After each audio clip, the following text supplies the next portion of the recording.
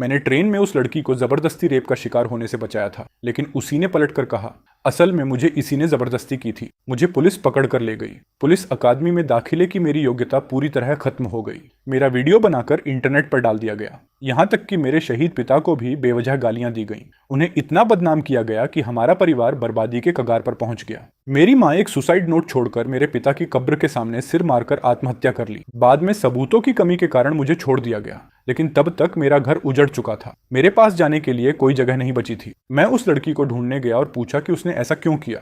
वो बड़े आराम से बोली, मैं एक बड़े टाइकून परिवार की वारिस हूँ। उस वक्त बस एक इम्पल्सिव फैसला था। तुमने मेरा फ्यूचर बर्बाद किया, इसमें तुम्हें कोई शर्म नहीं? वो हंसकर बोली, पुलिस अकादमी का स्टूडेंट ही तो था ना। आखिर में मेरे पैरों के नीचे ही रहता। उसके गुंडे मेरी तरफ दौड़े और मैं तुरंत बेहोश हो गया। जब दोबारा आंख खुली, मैं उसी दिन वापस आ चुका था जिस दिन मैंने उसे बचाया था। इस बार मैंने अनदेखा करने का फैसला किया। दफा हो जाओ। तुम कौन हो? ये ट्रेन है। अगर फिर ऐसा किया तो मैं अटेंडेंट को बुला लूंगी। बर्थ जोर जोर से हिल रही थी। ऊपर वाली बर्थ का फ्रेम कांप रहा था। सामने खिड़की के शीशे में अफरा तफरी का धुंधला प्रतिबिंब दिख रहा था। अंधेरे में वो नजारा और भी साफ नजर आ रहा था। मेरे पूरे शरीर में ठंडा पसीना छूट गया। सिर में तेज दर्द उठा और पिछली जिंदगी की यादें बाढ़ की तरह दिमाग में उमड़ पड़ी। मैंने कंबल के नीचे अपनी जांघ को जोर से चिकोटी काटी। तेज दर्द महसूस हुआ। मैं सचमुच वापस आ गया था। सब कुछ यहीं से शुरू हुआ था। पिछली जिंदगी में मैं पुलिस अकादमी का ट्रेनी था। उस दिन एडमिशन के लिए जा रहा था। जवान खून था, जोश से भरा हुआ। मैंने ऊपर वाली बर्थ पर चढ़े आदमी को लात मारकर नीचे गिरा दिया। वो आदमी फर्श पर गिरकर चीखा। उसे तुरंत समझ आ गया कि उसकी करतूत पकड़ ली गई है, इसलिए वो अंधेरे में भाग गया। लड़की कांप रही थी, लेकिन फिर भी उठकर मुझे धन्यवाद कहा। उस वक्त मेरे अंदर गर्व भर गया था। मैंने उससे कहा था, पुलिस में रिपोर्ट करना ही खुद को बचाने का सबसे अच्छा तरीका है। स्कूल पहुंचने के बाद मैंने ये बात अपने दोस्तों को बताई। सबने कहा कि मैं एक आदर्श पुलिस कैडेट हूँ। हॉस्टल में तो मेरे सम्मान में छोटी सी पार्टी तक रखी गई, लेकिन मुझे नहीं पता था कि यही नेक काम मेरी जिंदगी तबाह कर देगा। एक हफ्ते बाद मैं क्लास में पढ़ रहा था। अचानक वही लड़की रोती हुई क्लास में घुस आई। उसने आरोप लगाया कि मैंने उसके साथ गलत काम किया था। उसने ये भी कहा कि मैं उसे धमका रहा था और उसकी निजी तस्वीरें इंटरनेट पर डालने की बात कर रहा था। रोते रोते वो बोली, मैं मजबूर थी, इसलिए अब तक चुप रही, लेकिन अब हिम्मत जुटाकर सामने आई हूं ताकि कोई और लड़की इसका शिकार न बने। फिर उसने सीधे मेरी तरफ उंगली उठाई। एक बार मेरे साथ जबरदस्ती करना काफी नहीं था, अब मुझे चुप रहने पर मजबूर करना चाहते हो? मैं पूरी तरह सुन्न पड़ गया। मौके पर ही मुझे गिरफ्तार कर लिया गया। जो रूममेट पहले मुझ पर गर्व करते थे, वही लोगों की गालियां सुनने लगे। स्कूल के छात्रों ने वीडियो इंटरनेट पर डाल दिया। पुलिस अकादमी का छात्र ट्रेन में लड़की के साथ जबरदस्ती करते पकड़ा गया। खबर आग की तरह फैल गई। मुझे ऐसा दिखाया गया जैसे मैं जन्मजात अपराधी हूँ। लोगों ने मेरे बचपन तक की बातें खोद निकाली। मेरे शहीद पिता को भी बदनाम किया गया। कहा गया कि उन्होंने कोई बलिदान नहीं दिया था, बल्कि पैसे लेने के लिए मौत का नाटक किया था। मामला इतना तेजी से फैला कि स्कूल ने मुझे तुरंत निकाल दिया। 3 साल की मेहनत एक झटके में बर्बाद हो गई। मैं सड़क पर भागते चूहे जैसा हो गया। माँ को यकीन था कि मैं बेगुनाह हूँ, लेकिन उनके पास ताकत नहीं थी, सबूत नहीं थे। आखिर उन्होंने एक आखिरी चिट्ठी छोड़ी और आत्महत्या कर ली। उनकी मौत के बाद ही मामला गंभीरता से लिया गया। एक स्पेशल इन्वेस्टिगेशन टीम और सबसे अच्छे वकील मेरे पास आए। आखिरकार उन्होंने मेरी बेगुनाही साबित कर दी, लेकिन मेरी माँ वापस नहीं आ सकती थी और मेरा भविष्य भी खत्म हो चुका था। सरकार ने मुझे निर्दोष घोषित कर दिया, लेकिन किसी ने विश्वास नहीं किया। सब कहते थे कि उसके परिवार ने पीछे से मामला दबा दिया। मैं होटल में बर्तन धोने का काम कर रहा था। संयोग से उसी दिन उसकी शादी थी। फोटो में वो फूल जैसी मुस्कुरा रही थी और एक आदमी का हाथ पकड़े खड़ी थी। दूल्हा उसी अमीर टाइकून परिवार का वारिस था। मैं खुद को रोक नहीं पाया। मैं उसके मेकअप रूम में घुस गया और पूछा कि उसने मुझ पर झूठा आरोप क्यों लगाया, लेकिन बदले में मुझे सिर्फ मारपीट और मजाक मिला। आखिर में अपनी जान तक गंवा बैठा। उसके गुंडे मेरी तरफ टूट पड़े। मैं तुरंत बेहोश हो गया। तब मुझे समझ आया, मेरी नजर में जो न्याय था, उनकी नजर में वही गुनाह था। जब मैंने दोबारा आंख खोली, मैं फिर उसी ट्रेन में था। दफा हो जाओ। तुम कौन हो?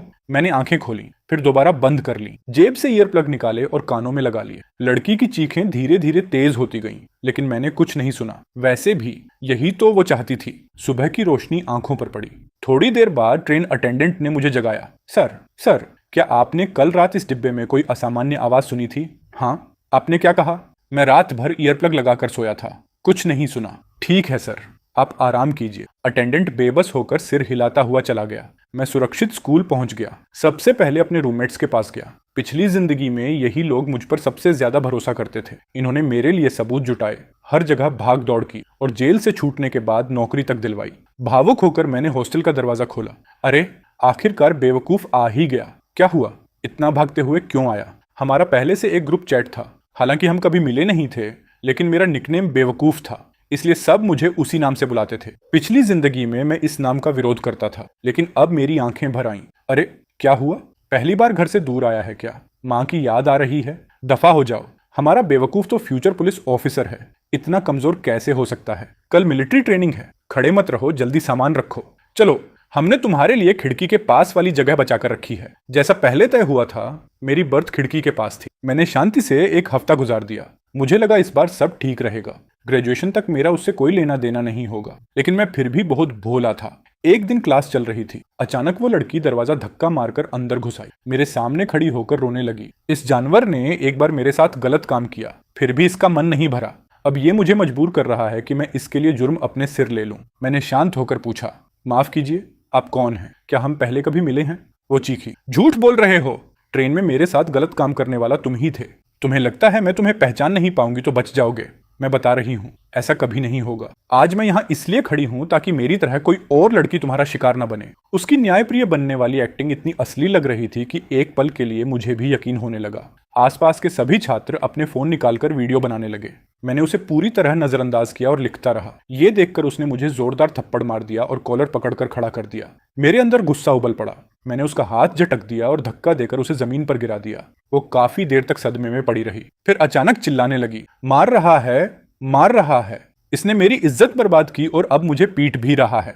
ये जानबूझकर लोगों का ध्यान भटका रहा है। क्या यही पुलिस कैडेट होते हैं? क्या भविष्य के पुलिस वाले ऐसे होते हैं? अगर सब ऐसे हैं तो मैं मांग करती हूँ कि इसकी जांच हो। ऐसे इंसान को कभी ताकत नहीं मिलनी चाहिए। मैंने ठंडे स्वर में कहा, तुम्हें क्या हो गया है? हर आदमी को देखकर कह देती हो कि उसने तुम्हारी जिंदगी बर्बाद कर दी। जरूरत हो तो मैं एम्बुलेंस बुला दूं, मानसिक अस्पताल जाकर चेकअप करवा लो। वो चीख पड़ी, अब भी नाटक कर रहे हो? मर भी गई तो तुम्हें कानून के हवाले करके जाऊंगी। मैंने कहा, मैं तुम्हें जानता तक नहीं, तुम आते ही मुझे थप्पड़ मारती हो। मैंने सिर्फ सेल्फ डिफेंस किया है। शुरू से आखिर तक मुझे समझ नहीं आया कि तुम मेरे पीछे क्यों पड़ी हो। मेरा सुझाव है, पहले अपना दिमाग चेक करवाओ, यहाँ खड़े होकर तमाशा मत बनाओ। फिर मैंने हंसकर कहा, तुम कहती हो मैं एक्टिंग कर रहा हूँ? तुमसे बड़ा कलाकार मैंने नहीं देखा। खबर हवा की तरह फैल गई। कुछ ही देर में क्लास टीचर पहुंच गई। ये क्या हो रहा है? क्लासरूम में लड़ाई? पढ़ाई के समय? पिछली जिंदगी में भी सबसे पहले वही आई थी। तब उन्होंने कहा था कि झांग निंग एक कमजोर लड़की है, इसलिए वो झूठ नहीं बोल सकती। उन्हीं की पक्षपात भरी बातों ने मुझे और ज्यादा फंसा दिया था। उनकी बातें बाद में इंटरनेट पर भी फैल गई थी और नेटिजन्स ने सब सच मान लिया था। उन्होंने मुझे घूर कर कहा, ज्वांग बेन्यू, क्या तुम इस लड़की को परेशान कर रहे हो? देखो, वो तुम्हें ढूंढते हुए स्कूल तक आ गई है। मैंने पहले ही कहा था, तुम लड़कों पर भरोसा नहीं किया जा सकता। काम खत्म होते ही भाग जाते हो। मेरे ऑफिस में चलो, आज तुम्हें इस लड़की को जवाब देना ही होगा। तभी मेरे रूममेट्स खड़े हो गए। मैडम, हम ज्वांग बेनन्यू के रूममेट हैं, हम भी साथ चलेंगे। मेरा दिल कस गया। उन्हें क्या पता था कि उस टाइकून फैमिली का वारिस आसमान तक ढक सकता था। अगर वे भी इसमें फंस जाते तो शायद पूरा हॉस्टल बर्बाद हो जाता। मैंने सीधे टीचर की तरफ देखा। मैडम, आप आई और बिना जांच किए मुझे दोषी ठहरा दिया। मेरी इज्जत का क्या? क्या सिर्फ इसकी इज्जत है, मेरी नहीं? या फिर आप पहले से इसके साथ मिली हुई हैं? क्या आप चाहती हैं कि मैं खुद गड्ढे में कूद जाऊं? अगर आज मैं आपके साथ गया तो क्या कभी वापस नहीं लौटूंगा? ठीक है, स्कूल जैसा उचित समझे वैसा करे।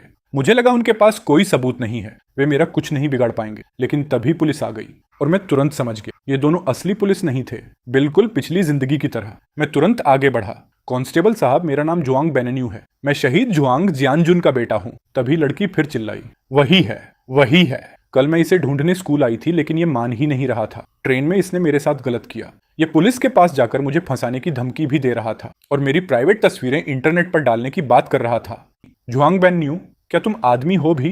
तुम तो भविष्य के पुलिस अधिकारी हो, ऐसा कैसे कर सकते हो? मैंने उसकी तरफ देखकर कहा, तुम कह दो तो मैंने कर दिया। हम पुलिस कैडेट हैं, भविष्य में जनता के लिए न्याय लाना हमारा काम होगा। लेकिन सिर्फ इसकी कुछ बातों और कुछ आंसुओं के आधार पर तुम लोगों ने तय कर लिया कि ये पीड़ित है और मैं अपराधी हूं। तो बताओ, आगे चलकर कितने लोग तुम्हारी ऐसी सब्जेक्टिव जजमेंट की वजह से बर्बाद होंगे? कितने लोग सिर्फ कुछ आंसुओं की वजह से झूठे आरोप झेलेंगे? कितनों की जान चली जाएगी? मेरी बात सुनकर कुछ छात्र सिर हिलाने लगे। सही कह रहा है, हमें सबूतों की बात करनी चाहिए। सिर्फ आरोप लगा देने से कोई अपराधी नहीं बन जाता। हाँ, रोने के अलावा इसके पास कोई सबूत भी है? लड़की घबरा गई। इसकी बात मत सुनो, ये अपराधी है, ये बस बहाने बना रहा है। तभी टीचर गुस्से से चिल्लाई, सब चुप हो जाओ। मैं हंस पड़ा। पुलिस तो यहाँ पहले से खड़ी है, बस असली पुलिस के आने का इंतजार करो, फिर देखते हैं कौन भागता है। असल में ये दोनों नकली पुलिस थे। उन्हें डायरेक्टर झांग ने सिर्फ मुझे डराने के लिए भेजा था। जैसे ही असली पुलिस आती उनका भांडा फूट जाता। टीचर ने फोन निकाला और मुझे फोन अनलॉक करने के लिए मजबूर करने लगी। तुम पुलिस संसाधनों की बर्बादी कर रहे हो, तुम्हें पुलिस कैडेट कहलाने का कोई हक नहीं। तभी बाहर से आवाज आई, हम आ गए हैं। मैं मुस्कुरा दिया, मेरी बाजी सही निकली थी। यहाँ क्या हो रहा है?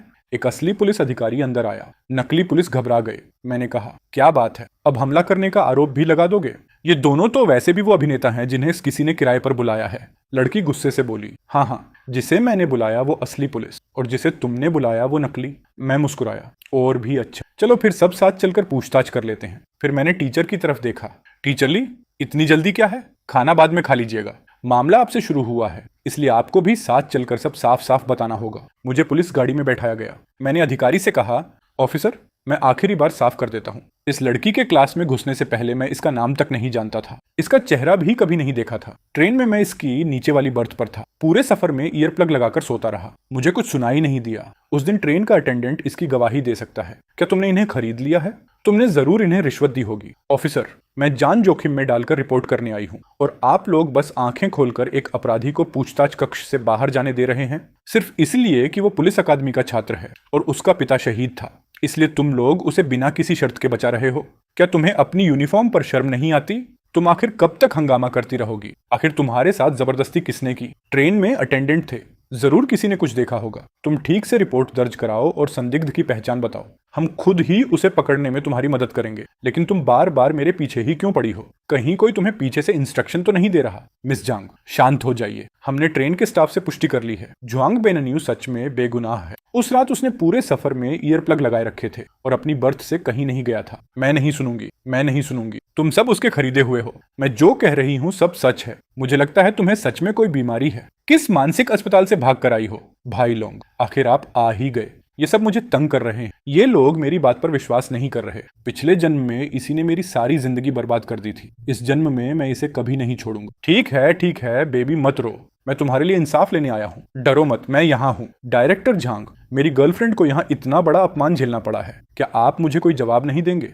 तुम वहां खड़े खड़े क्या देख रहे हो? इसे अभी तक गिरफ्तार क्यों नहीं? विक्टिम ने साफ इसका नाम लिया है, फिर भी तुमने इसे छोड़ दिया। ये क्या हो रहा है? क्या नौकरी नहीं करनी अब?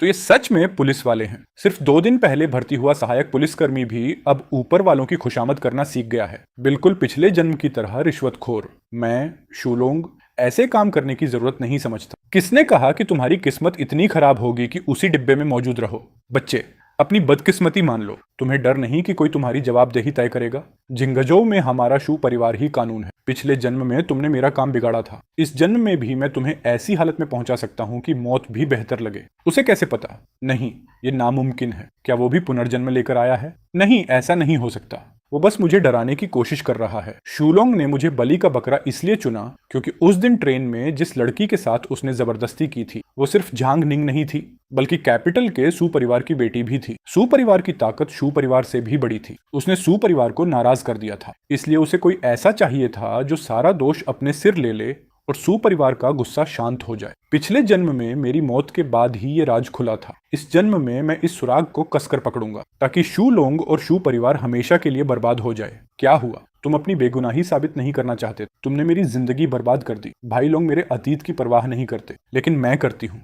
मैं तुम्हें सड़ते हुए जेल में देखना चाहती हूँ। सर, हम ऐसा नहीं कर सकते। हम किसी को मनमाने तरीके से गिरफ्तार नहीं कर सकते। इसे ले जाओ, अभी गिरफ्तार करो। तुमने अभी जो कहा और जो किया मैंने सब रिकॉर्ड कर लिया है। अगर आज जुआंग बेनन्यू यहाँ से बाहर नहीं निकल पाया तो मैं ये वीडियो इंटरनेट पर डाल दूंगा। फिर पूरी दुनिया फैसला करेगी कि तुम लोग क्या कर रहे हो। ले जाओ इसे, जल्दी ले जाओ, बंद कर दो इसे। मैंने झांग निंग के साथ कोई जबरदस्ती नहीं की। तुम लोग कानून का गलत इस्तेमाल कर रहे हो। बाहर निकलने के बाद मैं तुम सब पर मुकदमा करूंगा। मैं देखता हूं कौन इसे हाथ लगाता है। आप यहाँ कैसे? झांग निंग, अगर तुमने इसे फिर बदनाम करने की कोशिश की तो मुझे मजबूर मत करना। मैं अब भी तुम्हारे माता पिता को बुलाऊंगा ताकि वो अपनी आंखों से देख सकें कि उनकी बेटी क्या तमाशा कर रही है। तू होता कौन है मेरे मामले में दखल देने वाला? लगता है तुम्हारे पिता इन दिनों बहुत फुर्सत में हैं। अपने बेटे को संभाल नहीं पा रहे तो क्यों ना मैं उनकी जगह इसे सबक सिखा दूं। हरामजादे, मैंने तुझे हमेशा क्या सिखाया था और तू बाहर जाकर ऐसी हरकतें कर रहा है। निकम्मा, बिल्कुल किसी काम का नहीं। तेरे माँ बाप ने तुझे पालने के लिए कितनी मेहनत और तूने उन्हें शर्मिंदा कर दिया। मैं एक तरफ खड़ा ये तमाशा देख रहा था, दिल के अंदर अजीब सी तसल्ली थी। ये सब वही था जिसके वो हकदार थे।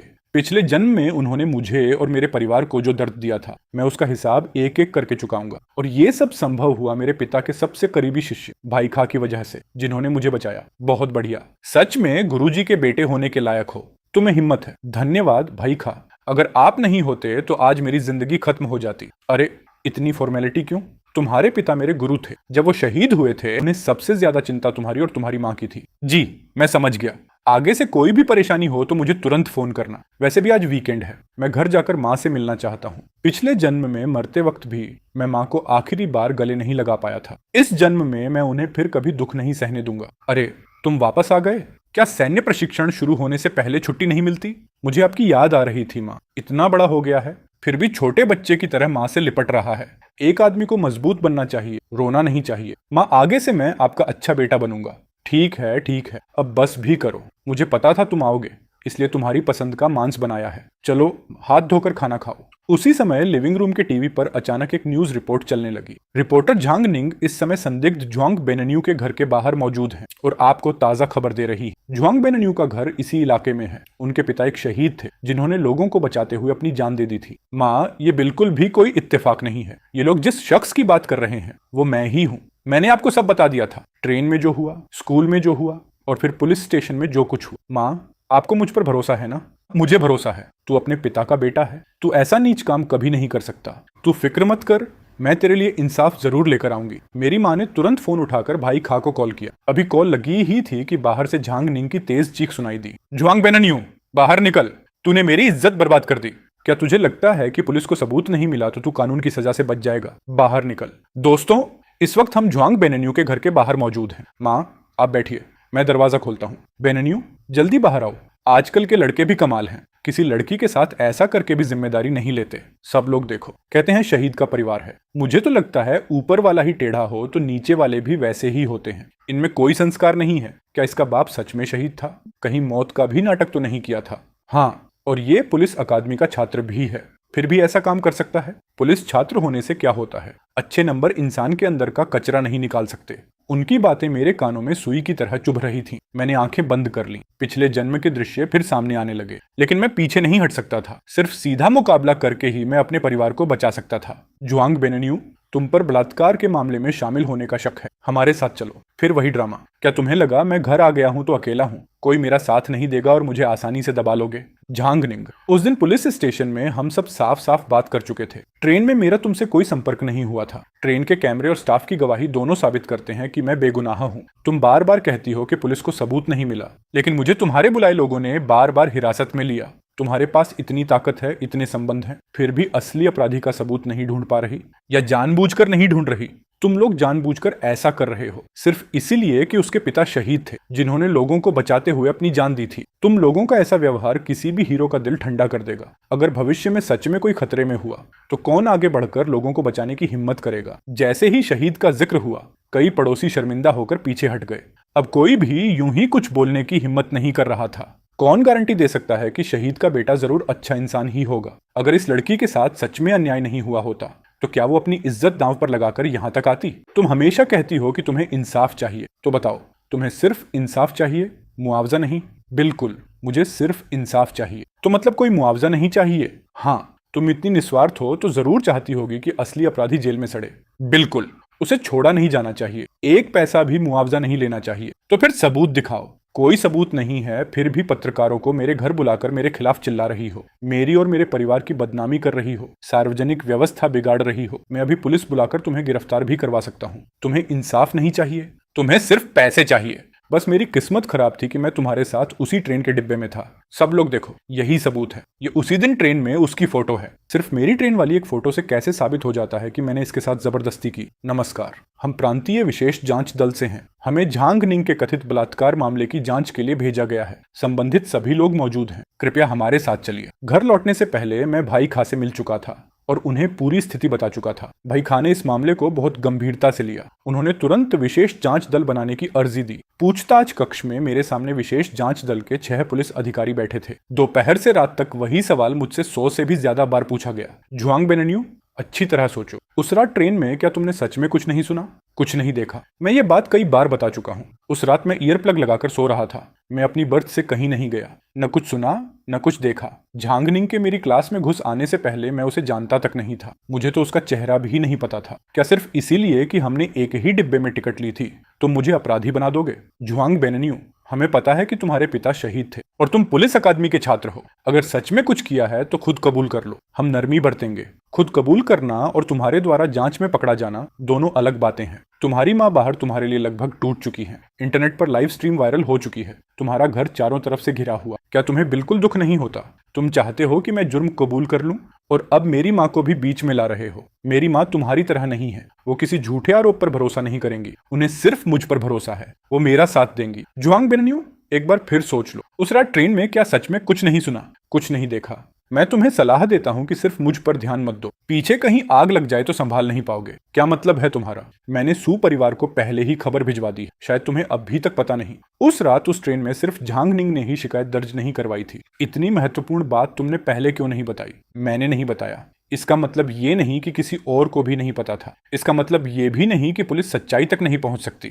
जुआंग बेनन्यू, कोई तुमसे बात करना चाहता है। मेरी सारी मेहनत आखिर बेकार नहीं गई। असली तमाशा अब शुरू होने वाला था। रिसेप्शन रूम में शूलोंग सोफे पर टांग चढ़ाकर बैठा था। उसके चेहरे पर घमंडी मुस्कान थी। उसे जरा भी अंदाजा नहीं था कि कैसी मुसीबत उसके सिर पर टूटने वाली है। उसके फोन की स्क्रीन पर मेरे द्वारा असली पहचान के साथ पोस्ट किया गया आरोप वाला वीडियो चल रहा था। मैं जुआंग बेनन्यू हूँ। मैं जिंगचुआन के शू परिवार के शूलोंग पर आरोप लगाता हूँ कि उसने उस ट्रेन यात्रा के दौरान 2 महिलाओं के साथ जबरदस्ती की थी। एक झांगनिंग थी, दूसरी राजधानी के सू परिवार की बेटी सू युएथियान थी। मेरी जानकारी के अनुसार ट्रेन की एक अटेंडेंट के पास इस मामले के अहम सबूत हैं, लेकिन वो शू परिवार की ताकत से डरकर सामने आने की हिम्मत नहीं कर रही। मैं अपने शहीद पिता जुआंग जियानजुन की इज्जत की कसम खाकर कहता हूँ कि मेरा हर शब्द सच है। वीडियो देखने के बाद शूलोंग के चेहरे की मुस्कान तुरंत गायब हो गई। उसका चेहरा सफेद पड़ गया। पिछले जन्म में सुयुएथियान के बड़े भाई ने अपनी बहन को इंसाफ दिलाने के लिए उस ट्रेन के बहुत से यात्रियों को ढूंढा था, लेकिन सबको शू परिवार ने धमका दिया था। लोगों के पास सबूत होने के बावजूद कोई सामने आने की हिम्मत नहीं कर पाया। इस जन्म में झांगनिंग द्वारा रिपोर्टरों को मेरे घर लाकर लाइव स्ट्रीम करने से पहले ही मैंने माँ से कहकर अपनी असली पहचान वाला आरोप वीडियो इंटरनेट पर अपलोड करवा दिया था। पूरा इंटरनेट हिल गया। अब कोई भी इस खबर को दबा नहीं सकता था। इसमें शू लोंग द्वारा सू युएथियान के साथ की गई जबरदस्ती के पूरे सबूत थे। साथ ही शू परिवार की टैक्स चोरी और अधिकारियों के साथ मिली भगत के सारे दस्तावेज भी थे। ये सब मेरी माँ ने पिछले जन्म की यादों के आधार पर इकट्ठा करके पूरे इंटरनेट पर जारी कर दिया था। मेरी माँ एक मजबूत और शानदार महिला थी। वो हमेशा मुझ पर भरोसा करती थी। कुछ लोगों की तरह नहीं, जो अपनी इज्जत को हथियार बनाकर बेगुनाहों को फंसाते हैं और एहसान का बदला दुश्मनी से चुकाते हैं। शूलोंग, तुम पर 2 जबरदस्ती के मामलों में शामिल होने का शक है। हम कानून के अनुसार तुम्हें गिरफ्तार कर रहे हैं। हमारे साथ चलो। झांगनिंग, तुम पर झूठा आरोप लगाने का संदेह है। जुआंग बेनन्यू की मां ने आधिकारिक रूप से तुम्हारे खिलाफ अदालत में मुकदमा दायर कर दिया है। तुम्हें भी हमारे साथ चलना होगा। मुझे छोड़ दो। बहुत बढ़िया, सच में गुरुजी के बेटे हो। माँ पापा, मैंने कर दिखाया। मैंने आप दोनों की इज्जत बचा ली। मैंने अपने परिवार की रक्षा कर ली। क्योंकि मैं पापा का बेटा हूँ। मैं हमेशा यकीन करता था कि रोशनी आखिरकार काले बादलों को चीर देगी और अंधेरे को मिटा देगी। 3 साल बाद मैंने पुलिस अकादमी से बेहतरीन रिजल्ट के साथ ग्रेजुएशन किया और सफलतापूर्वक शहर के पुलिस विभाग में भर्ती हो गया। मैं भाई खा का शिष्य बन गया, एक असली जनता का पुलिस अधिकारी। माँ सोफे पर बैठकर सब्जियां साफ कर रही थी, साथ ही अपने पुराने दोस्तों को फोन पर खुशखबरी भी दे रही थी। वो इतनी खुश थी कि हाथ रुके ही नहीं रहे थे। हाँ, हमारा बेनन्यू आज फिर बहादुरी दिखाकर आया है। उसने कई सालों से फरार एक वांटेड अपराधी को पकड़ लिया है। अगर उसका पिता ऊपर से देख रहा होगा तो वो भी बहुत खुश होगा। इस वीकेंड मैं कब्रिस्तान जाऊंगी। उसे उसके बेटे की सारी बातें बताऊंगी। फोन रखने के बाद माँ मुस्कुराई, फिर सिर हिलाया और उठकर रसोई में खाना बनाने चली गई। बाद में मुझे पता चला कि सू युएथियान ने शूलोंग को समझौते का कोई मौका नहीं दिया। उसने आखिरी दम तक केस लड़ने का फैसला किया। सू परिवार ने शू परिवार की टैक्स चोरी के सारे सबूत भी हासिल कर लिए और उन्हें सीधे टैक्स विभाग और अनुशासन जांच आयोग को सौंप दिया। शू परिवार सिर्फ एक रात में बिखर गया। उनके शेयर धड़ाम से गिर गए। कंपनी दिवालिया हो गई। आखिर में उनकी जमीन भी खरीद ली गई और पूरी तरह समतल कर दी गई।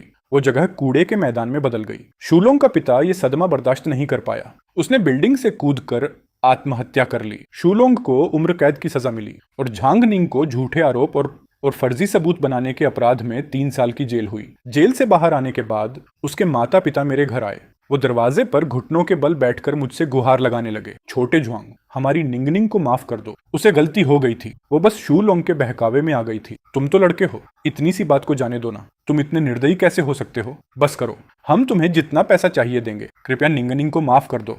अगर तुम्हारे हिसाब से सब कुछ थोड़ा सह लेने से खत्म हो जाता है तो तुम लोग भी सह लो। शायद किसी दिन झांगनिंग को पछतावा होगा और फिर सब कुछ अपने आप खत्म हो जाएगा। माँ, मैं घर आ गया। आ गए? जाओ पहले हाथ धो लो। आज मैंने तुम्हारी पसंद का ब्रेस्ट पोर्क बनाया है। मैं रसोई में व्यस्त माँ की पीठ को देख रहा था। खिड़की से आती धूप उनके ऊपर पड़ रही थी। सब कुछ गर्मजोशी और सुकून से भरा हुआ लग रहा था। पिछले जन्म की सारी तकलीफें अब धुएं की तरह उड़ चुकी थीं। सब कुछ सबसे अच्छे रास्ते पर आगे बढ़ रहा था। इस जन्म में मैं उन लोगों की रक्षा कर पाया जिन्हें मैं बचाना चाहता था। मैंने अपनी मर्यादा और सिद्धांतों को बनाए रखा और वैसा इंसान बन पाया जैसा मेरे पिता हमेशा चाहते थे। सच में कितना अच्छा है।